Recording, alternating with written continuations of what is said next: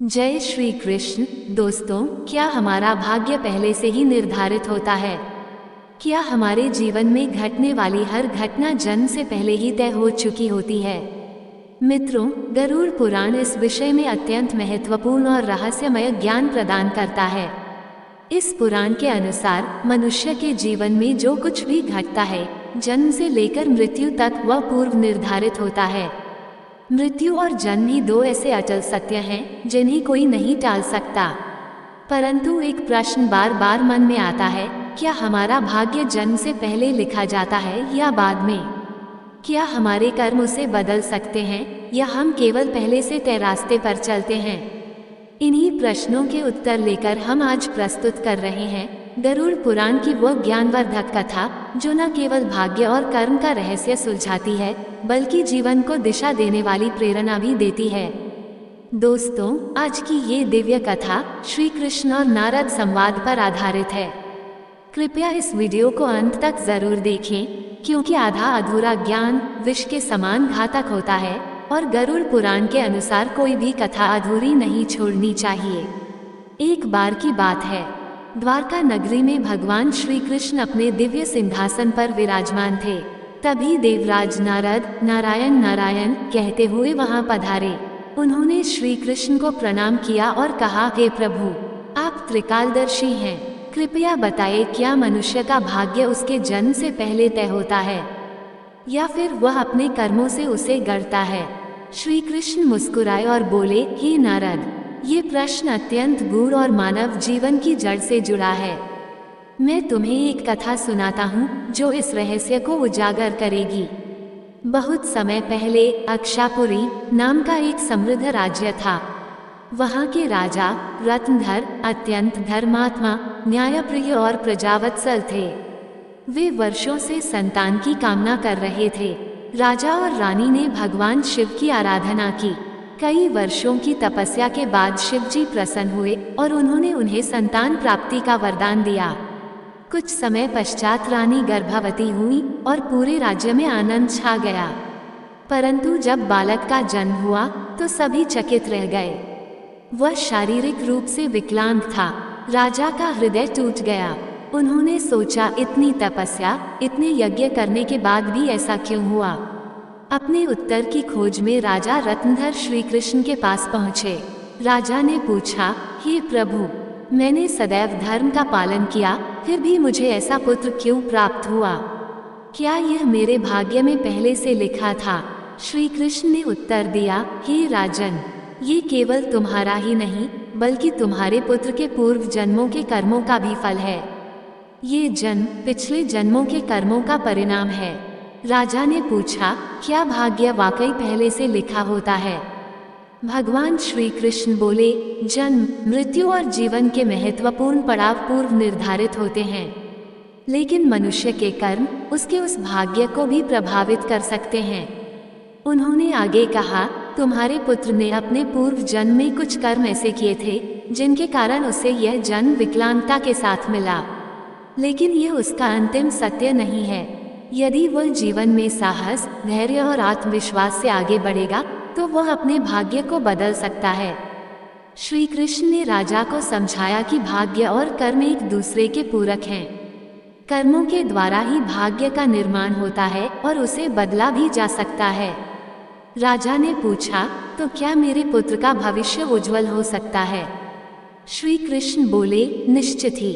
यदि तुम उसे सही शिक्षा, प्रेम और आत्मबल दो तो वो एक दिन वह योद्धा बनेगा जिसकी तुमने कामना की थी।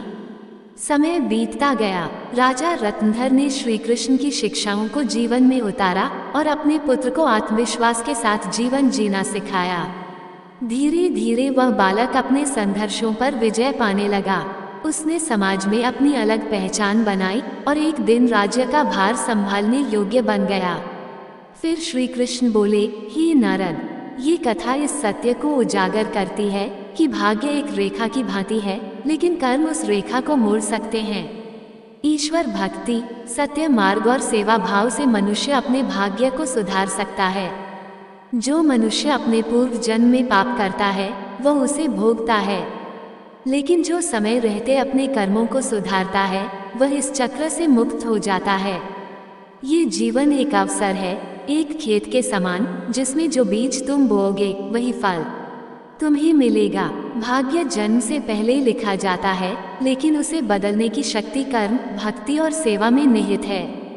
श्री कृष्ण ने नारद जी से कहा कि मैं तुम्हें एक कथा के माध्यम से समझाता हूँ।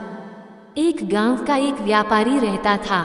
वो हमेशा भगवान से कहता था, मेरा दुर्भाग्य इतना प्रबल है कि जो भी कार्य मैं करता हूँ वो बिगड़ जाता है। मेरी मेहनत कभी फल नहीं देती। मैंने अपनी पत्नी के सारे आभूषण तक बेच डाले हैं। मेरे परिवार ने भी मेरा साथ छोड़ दिया है और मेरा घर गिरवी रखा जा चुका है। अब जीवन से पूरी तरह निराश होकर यहाँ आ बैठा हूँ। मुझे लगता है कि मेरी किस्मत ही खराब है। अब मैं जीवन से निराश होकर यहाँ आकर बैठ गया हूँ। उस व्यक्ति की वेदना भरी बातें सुनकर भगवान विष्णु ने शांत स्वर में कहा, ये किसने कह दिया कि तुम्हारा भाग्य दुर्भाग्यपूर्ण है? चलो मैं स्वयं देखता हूँ कि तुम्हारे भाग्य में आखिर कमी कहाँ है। वो व्यक्ति कुछ उदास सा होकर बोला, प्रभु, पहले मैं खेती किया करता था, पर हर बार कोई न कोई विपत्ति आ जाती। कभी वर्षा इतनी कम होती कि खेत सूख जाते, तो कभी इतनी अधिक कि पूरी फसल बर्बाद हो जाती। इन निरंतर विफलताओं से तंग आकर मैंने खेती छोड़ दी और व्यापार का रास्ता अपनाने का निश्चय किया, लेकिन मेरे पास पूंजी नहीं थी। तब मैंने अपनी पत्नी के सारे गहने बेच दिए और जो धन मिला उससे व्यापार की शुरुआत की। प्रारंभ में कुछ आशा बंधी थी, पर व्यापार में भी निरंतर हानि होती रही। शुरुआत में परिवार ने साथ दिया, लेकिन जैसे जैसे घाटा बढ़ता गया वे भी दूर होते चले गए। प्रभु, मैं जो कुछ कर रहा था अपने परिवार के लिए ही कर रहा था, लेकिन अब वे मुझे ही हमारे दुखों का कारण मानते हैं, मुझसे नजरें चुराने लगे हैं। वो व्यक्ति रुक रुक कर बोल रहा था, मेरा एक मित्र है जिसने मेरे साथ ही व्यापार शुरू किया था। आज उसका काम बहुत अच्छा चल रहा है। जब वो हमारे घर आता है तो अपनी तरक्की की बातें सुनाता है। उसकी बातें सुनकर मेरे अपने ही मुझे कहते हैं कि उससे कुछ सीखो, उसे देखो कि कैसे सफल हुआ। वे कहते हैं, तू तो निकम्मा है, तेरे बस का कुछ नहीं। प्रभु, जब अपने ही ऐसा कहें तो आत्मा टूट जाती है। अब तो मुझे भी ये लगने लगा है कि शायद मेरे जीवन में कुछ भी अच्छा नहीं हो सकता। हर समय मन में यही ख्याल आता है कि मैं एक असफल व्यक्ति हूँ। कई बार तो ऐसा सोचने लगा हूँ कि जीवन ही समाप्त कर दूँ। आज इसी भावना से मैं इस वन में आया था, परंतु वह भी कर नहीं सका, इसलिए यहाँ अपनी पत्नी के साथ एकांत में बैठकर रो रहा हूँ। उस व्यक्ति की सारी बातें सुनने के बाद भगवान विष्णु ने उससे कहा, तो ये बात है, क्या तुम और कुछ कहना चाहते हो? वह व्यक्ति बोला, महाराज, एक तो मेरा हर काम बिगड़ जाता है और दूसरा मेरा मित्र हमेशा मुझे नीचा दिखाने की कोशिश करता है। उसकी बातें मुझे बहुत परेशान करती हैं। मैं समझ नहीं पाता कि इस स्थिति में क्या करूं और क्या ना करूं। भगवान विष्णु मुस्कुराते हुए बोले, क्या तुम अपने मित्र की बातों को सुनकर वास्तव में दुखी हो जाते हो? उस व्यक्ति ने कहा, हाँ महाराज, मैं अपने मित्र की बातों को सुनकर बहुत दुखी हो जाता हूँ। तभी भगवान विष्णु बोले, तुम्हें किस बात का अधिक दुख होता है, अपने असफल होने का या फिर अपने मित्र के सफल होने का? ये सुनकर वह व्यक्ति कुछ पल के लिए चुप हो गया। फिर उसने कहा, महाराज, अगर सच कहूँ तो मुझे अपने असफल होने का उतना दुख नहीं होता जितना कि मेरे मित्र के सफल होने से होता है। भगवान विष्णु ने पूछा, अगर तुम्हारा मित्र असफल हो जाए तो क्या तुम्हें खुशी होगी? वह व्यक्ति बोला, महाराज, हाँ, मुझे खुशी होगी। भगवान विष्णु मुस्कुराए और बोले, इसका मतलब यह है कि तुम्हारी खुशी तुम्हारे मित्र पर निर्भर है। अगर वह चाहे तो तुम्हें खुश कर सकता है और यदि वह चाहे तो तुम्हें दुखी कर सकता है। तुम ना तो खुद को खुश कर सकते हो और ना ही दुखी। इसका अर्थ यह है कि तुम अपने मित्र के पूरी तरह गुलाम बन चुके हो। इसलिए मुझे लगता है कि तुम्हारा कुछ भी नहीं हो सकता। जब भगवान विष्णु ने थोड़ा नाराजगी भरा स्वर दिखाया और वहां से आगे बढ़ने का प्रयास किया तो वह व्यक्ति घबराकर उनके सामने हाथ जोड़कर खड़ा हो गया। उसने कहा, महाराज, कृपा करके मुझे छोड़कर मत जाइए। आपकी बातों को सुनकर मुझे थोड़ी आशा नजर आ रही है। मुझे बताइए कि मैं क्या करूं? भगवान विष्णु रुके और बोले, यदि तुम मेरी बात मानने को तैयार हो तो मैं तुम्हें मार्ग दिखाऊंगा। याद रखना, जब हम किसी बाहरी चीज या व्यक्ति से उम्मीद बांध लेते हैं तो हमारी खुशी और दुख उस पर निर्भर हो जाते हैं। ऐसे में हम खुद को कमजोर बना लेते हैं। इससे बेहतर है कि तुम अपने आप से आशा रखो। जब तुम स्वयं पर भरोसा करोगे और पूरी लगन और प्रयास के साथ अपने काम में जुट जाओगे तो सफलता अवश्य तुम्हारे कदम चूमेगी। याद रखो, अपनी मेहनत और विश्वास के बल पर ही भाग्य को बदला जा सकता है। भगवान विष्णु ने अपनी बात को आगे बढ़ाते हुए उस व्यक्ति से कहा, तुम्हें लगता है कि तुम्हारा मित्र तुम्हें दुखी करने आता है, लेकिन अगर तुम उसकी बातों पर विचार करो तो देखोगे कि वो गलत नहीं कहता। हो सकता है तुम्हें उसकी बातें बुरी लगती हों, लेकिन सच्चाई यह है कि वो अपने संघर्ष और अनुभव की बातें तुम्हारे साथ साझा करता है। तुम्हें उसकी बातों से जलन होती है, इसलिए तुमने कभी उन बातों से कुछ सीखने की कोशिश ही नहीं की। लेकिन तुम्हें उससे जलन नहीं बल्कि आभार व्यक्त करना चाहिए। वो तुम्हें अपनी सफलता की कहानियां सुनाकर अनुभव सिखाने की कोशिश कर रहा है। तुम्हें उसकी बातों को ध्यान से सुनकर अपने जीवन में लागू करना चाहिए। अगर तुम उसकी सफलता की कहानियों से प्रेरणा लो और अपनी मेहनत जारी रखो तो एक दिन तुम्हें भी सफलता अवश्य मिलेगी। आज जिसे तुम अपनी बुरी किस्मत या बुरा समय कह रहे हो वह बदल जाएगा, और जब तुम्हारा अच्छा समय आएगा तब तुम्हारे विचार भी बदल जाएंगे। लेकिन देखना, जब तुम्हारा अच्छा वक्त शुरू होगा तब तुम्हारा वही मित्र जो आज अपनी सफलताओं की बातें करता है तुम्हारे पास आकर अपनी असफलताओं की कहानियां सुनाएगा। वो ये करेगा ताकि तुम्हें भ्रमित कर सके, तुम्हारा आत्मविश्वास डगमगा जाए और तुम गलत निर्णय ले सको। इसलिए उस समय भी तुम्हें अपनी बुद्धि का प्रयोग करना होगा। जैसे आज तुम्हें उसकी सफलता से जलन होती है, उसी तरह कल उसे तुम्हारी सफलता से जलन होगी। उसे तुम्हें दुखी देखकर उतनी ही खुशी होगी जितनी तुम्हें आज उसे दुखी देखकर होती है। इसलिए अपने विचारों को बदलो और अपनी ऊर्जा को सही दिशा में लगाओ। सफलता मेहनत और दृढ़ता से ही मिलती है। भगवान विष्णु ने उस व्यक्ति को यह समझाया कि अपनी तुलना दूसरों से करना छोड़ो और अपने जीवन की दिशा को अपने प्रयासों से संवारो। यही आत्मनिर्भरता और सफलता का मार्ग है। भगवान विष्णु की बात सुनकर वह व्यक्ति बोला, महाराज, आपने बिल्कुल सही कहा है, लेकिन मेरा सबसे बड़ा दुख यह है कि मेरे परिवार के लोग भी मेरी बातों को नहीं समझते। मैं तो अपने परिवार के लिए अच्छा करना चाहता हूँ, लेकिन वे हमेशा मुझे गलत ठहराते हैं। अब तो हालात ऐसे हो गए हैं कि उन्होंने मेरा साथ तक छोड़ दिया है। इस पर भगवान विष्णु बोले, मैं तुम्हारी बात समझता हूँ, तुम्हें सांत्वना चाहिए। वास्तव में इस संसार में अधिकांश लोग यही चाहते हैं कि उन्हें सांत्वना मिले। हम चाहते हैं कि जब भी हम कुछ करें लोग हमारी तारीफ करें, लेकिन अक्सर ऐसा नहीं होता। यही कारण है कि हम दुखी हो जाते हैं। हमें लगता है कि हमारे मित्र हमारे परिवार वाले मतलबी हैं। लेकिन जरा सोचो, अगर तुम अपने परिवार को परिवार मानते हो और उनके लिए कुछ करना चाहते हो तो ये क्यों महसूस होता है कि तुम दूसरों के लिए कर रहे हो? सच तो यह है कि जो कुछ भी तुम कर रहे हो वह अपनी खुशी के लिए कर रहे हो। परिवार के लिए कुछ करना वास्तव में अपने लिए करना ही होता है। अगर ऐसा करते समय तुम्हें लगता है कि तुम दूसरों के लिए कर रहे हो तो तुम हमेशा दुखी रहोगे। लेकिन यदि तुम मानोगे कि यह सब तुम अपने लिए कर रहे हो, अपने संतोष अपनी खुशी के लिए, तो तुम्हें किसी से सांत्वना या प्रशंसा की आवश्यकता ही नहीं होगी। जब हम खुद के लिए कुछ अच्छा करते हैं या करना चाहते हैं तो दूसरों की प्रतिक्रिया हमारे आत्मविश्वास को प्रभावित नहीं कर पाती। यही आत्मनिर्भरता का मार्ग है।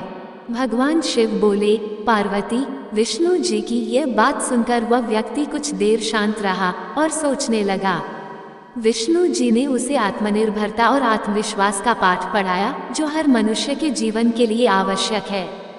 भगवान शिव कहते हैं, पार्वती, विष्णु जी की बातों को सुनकर उस व्यक्ति के चेहरे के भाव बदल गए। वह बोला, महाराज आप बिल्कुल सही कह रहे हैं। अब मैं समझ गया हूँ कि मेरी खराब किस्मत इसलिए थी क्योंकि मैंने उसे दूसरों के हाथों में छोड़ दिया था। लेकिन अब मैं अपनी किस्मत को अपने हाथों में रखूंगा। पूरी मेहनत और लगन के साथ मैं अपने काम को फिर से शुरू करूंगा और जब तक सफलता प्राप्त नहीं कर लूंगा तब तक चैन से नहीं बैठूंगा। भगवान शिव ने कहा, पार्वती, विष्णु जी उस व्यक्ति की बात सुनकर मुस्कुराए और फिर उन्होंने अपनी झोली से एक छोटी सी डिबिया निकाली। वह डिबिया उस व्यक्ति को देते हुए बोले, इस डिबिया को हमेशा अपने पास रखना। इसमें एक बड़ा रहस्य छिपा है जो तुम्हें किसी भी बड़े से बड़े दुख से बाहर निकाल सकता है। लेकिन याद रखना, इस डिबिया को तभी खोलना जब तुम्हें लगे कि अब तुम्हारे जीवन में जीने का कोई रास्ता नहीं बचा है और ये दुनिया तुम्हारे लिए पूरी तरह बेकार हो चुकी है।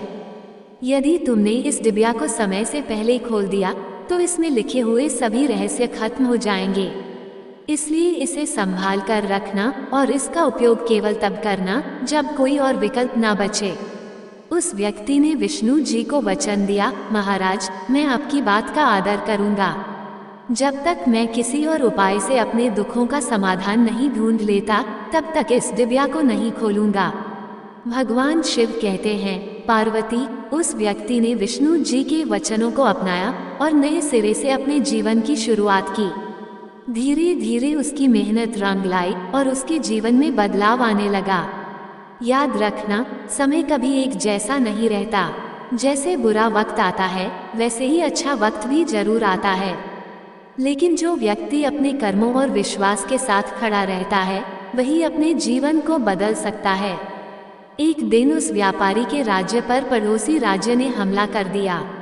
उस हमले में पड़ोसी राज्य के राजा ने पूरे राज्य पर कब्जा कर लिया। सैनिकों ने चारों ओर लूटपाट मचा दी।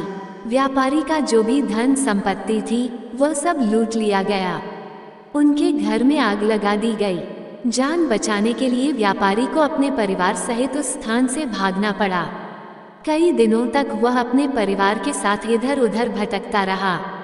भोजन के लिए मोहताज होने के कारण पूरा परिवार भूख से परेशान था। इसी दौरान उसका बच्चा गंभीर रूप से बीमार हो गया। इलाज के अभाव में बच्चा तड़पने लगा। ये दृश्य देखकर व्यापारी का दिल पूरी तरह से टूट गया। वह सोचने लगा, अब मैं अपने बच्चे का इलाज कैसे कराऊं? मेरे पास तो खाने तक के लिए पैसे नहीं। जीवन का ये दुखद मोड़ अब असहनीय हो चुका है। इन हालातों ने व्यापारी को गहरे अवसाद में धकेल दिया। उसे लगने लगा कि उसका जीवन व्यर्थ है। वह सोचने लगा कि इस दुनिया में कुछ भी स्थायी नहीं है। चाहे आप जीवन में कितना भी कुछ हासिल कर लें, अंत में सब कुछ खत्म हो जाता है। जीवन जीने का क्या फायदा? इससे तो अच्छा है कि मैं अपने जीवन को समाप्त कर दूं। इस निराशा के क्षण में व्यापारी ने अपने परिवार के साथ आत्महत्या करने का निर्णय ले लिया।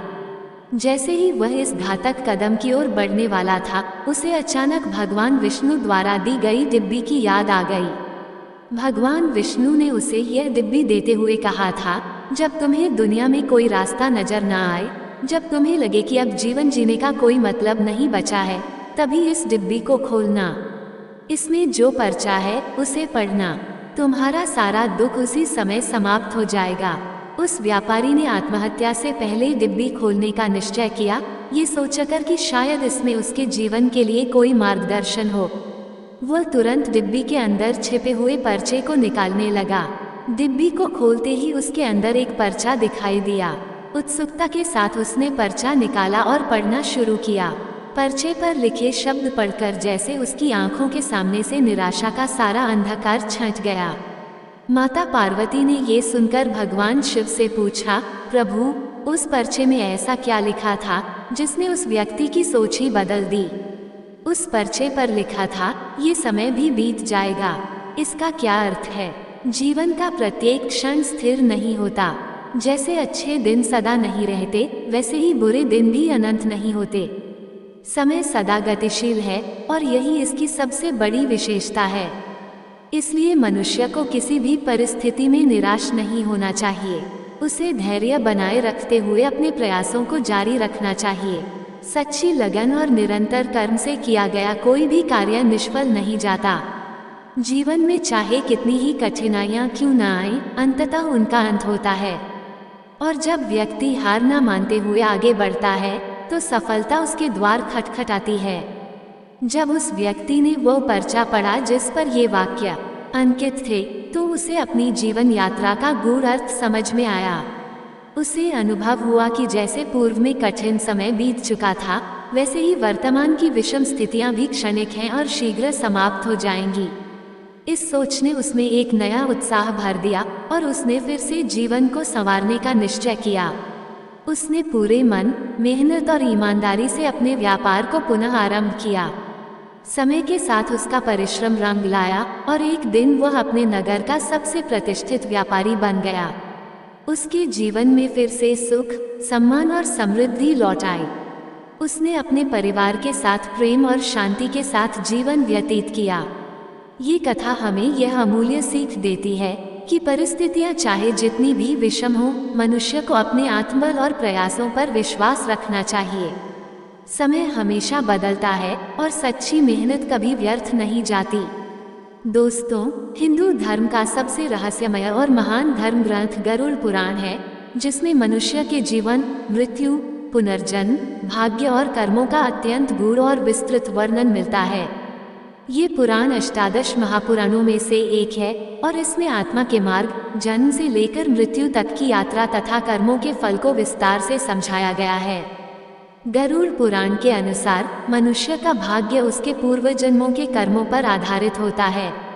ये ग्रंथ न केवल जीवन के रहस्यों को खोलता है, बल्कि यह भी बताता है कि ईश्वर की भक्ति और सच्चे आचरण से हम अपने भाग्य को कैसे बदल सकते हैं। इसमें भगवान श्री कृष्ण को साक्षात भगवान विष्णु का अवतार माना गया है और उन्होंने मानव जीवन को दिशा देने के लिए 3 महत्वपूर्ण उपदेश दिए हैं। श्री कृष्ण कहते हैं, यदि मनुष्य अपने जीवन में अच्छे कर्म करता है और धर्म के मार्ग पर चलता है तो वो ईश्वर को प्रसन्न कर अपने जीवन के संकटों से बच सकता है तथा अपने भविष्य को उज्ज्वल बना सकता है। गरुड़ पुराण के इन उपदेशों पर चलकर हम अपने जीवन को न केवल सुधार सकते हैं, बल्कि मोक्ष की ओर भी अग्रसर हो सकते हैं। पहला उपदेश है अपने धर्म का पालन करना। मनुष्य का जन्म यूं ही नहीं होता, ये किसी विशेष उद्देश्य की पूर्ति के लिए होता है। जो व्यक्ति अपने पूर्व जन्मों में पाप करता है, उसे इस जन्म में उन पापों का फल भोगना पड़ता है, क्योंकि जन्म से पूर्व ही उसका प्रारब्ध निश्चित हो चुका होता है। श्री कृष्ण कहते हैं कि मनुष्य को हमेशा धर्म, सत्य और कर्तव्य के मार्ग पर चलना चाहिए। ईश्वर की भक्ति और सच्चे कर्मों से न केवल हमारे पुराने पाप धुल सकते हैं, बल्कि हमारा वर्तमान जीवन भी सुखमय हो सकता है। ये जीवन एक अमूल्य अवसर है, इसे व्यर्थ न जाने दें। यदि हम सही धर्म का पालन करें तो हम अपने साथ साथ समाज के लिए भी प्रेरणा बन सकते हैं। दूसरा उपदेश है माता पिता की सेवा और सम्मान करना। गरुड़ पुराण में श्री कृष्ण कहते हैं कि माता पिता के चरणों में ही तीनों लोकों का स्वर्ग निहित है। जो संतान अपने माता पिता की सेवा नहीं करती, उनका आदर नहीं करती, उसे न केवल इस जन्म में दुख झेलने पड़ते हैं, बल्कि अगले जन्मों में भी उसे भारी कष्ट भोगने पड़ते हैं। ऐसे व्यक्ति को मृत्यु के बाद नरक की भयावह यातनाओं का सामना करना पड़ता है। इसलिए माता पिता की सेवा को सर्वोच्च पुण्य माना गया है। श्री कृष्ण कहते हैं, माता पिता के चरणों की सेवा से बड़ा कोई धर्म नहीं है। तीसरा उपदेश है अहंकार से बचना।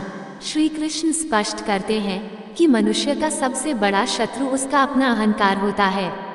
यह अहंकार उसे सत्य और धर्म के मार्ग से भटका देता है और अंततः पतन की ओर ले जाता है। जिस व्यक्ति में अहंकार प्रवेश कर जाता है, वह स्वयं अपने भविष्य को अंधकार में बना देता है। उसे न केवल इस जीवन में संकट झेलने पड़ते हैं, बल्कि वह अपने आगामी जन्मों को भी पीड़ा और दुख से भर देता है। इसलिए मनुष्य को चाहिए कि वह विनम्रता, प्रेम और दया को अपने जीवन का आधार बनाए। यही सच्चा धर्म है और यही आत्मा की मुक्ति का मार्ग। दोस्तों, गरुड़ पुराण हमें सिखाता है कि जीवन हमारे ही कर्मों का फल है। ये ग्रंथ हमें प्रेरित करता है कि हम धर्म, सत्य, परोपकार और ईश्वर भक्ति के मार्ग पर चलें। आत्मा की मुक्ति और अगली उत्तम योनि प्राप्त करने के लिए हमें अपने कर्मों को शुद्ध करना होगा। गरुड़ पुराण में जन्म से लेकर मृत्यु तक की हर प्रक्रिया को विस्तार से बताया गया है और यह स्पष्ट किया गया है कि भाग्य पूर्व निश्चित हो सकता है, लेकिन उसे सत्कर्मों के द्वारा बदला भी जा सकता है। ये जीवन एक दुर्लभ अवसर है जिसे यदि सही दिशा में मोड़ा जाए तो हम मोक्ष की ओर बढ़ सकते हैं। दोस्तों, गरुड़ पुराण के इन दिव्य उपदेशों को अपने जीवन में उतारिए और धर्म, सत्य तथा सेवा के मार्ग पर चलिए। इससे न केवल ये जीवन सुखमय होगा, बल्कि अगला जीवन भी दिव्य और उज्जवल बनेगा। यदि आपको ये प्रस्तुति ज्ञानवर्धक लगी हो तो कृपया इसे लाइक करें, कमेंट में जय श्री कृष्ण अवश्य लिखें और हमारे चैनल को सब्सक्राइब करें ताकि अगला पावन वीडियो आप तक शीघ्र पहुंचे। हर हर महादेव, ओम नमः शिवाय, राधे राधे। वीडियो पसंद आया हो तो लाइक करें और अपने दोस्तों के साथ शेयर करें। फिर मिलते हैं एक और दिलचस्प वीडियो के साथ। धन्यवाद। जय श्री कृष्ण।